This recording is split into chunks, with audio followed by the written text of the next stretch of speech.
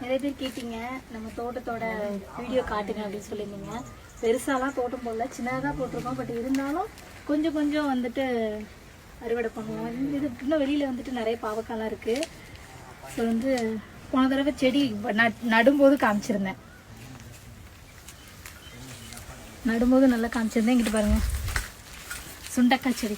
எங்கள் அம்மா இது வந்து எங்கள் வீட்டிலேருந்து எடுத்துகிட்டு வந்தாங்க. இந்த சுண்டக்காய் செடி எங்கள் வீட்டிலேருந்து எடுத்துகிட்டு வந்து வச்சுட்ருந்தாங்க.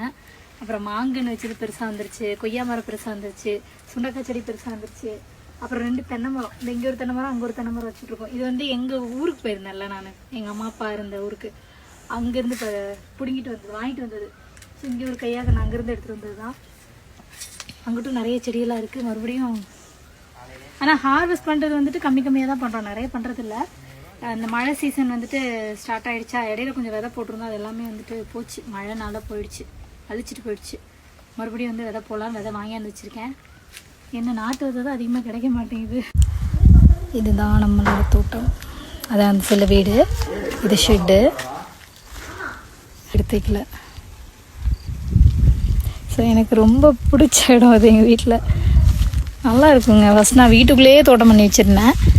இப்போ வந்து அப்படி குட்டியாக பண்ணியிருக்கோம்.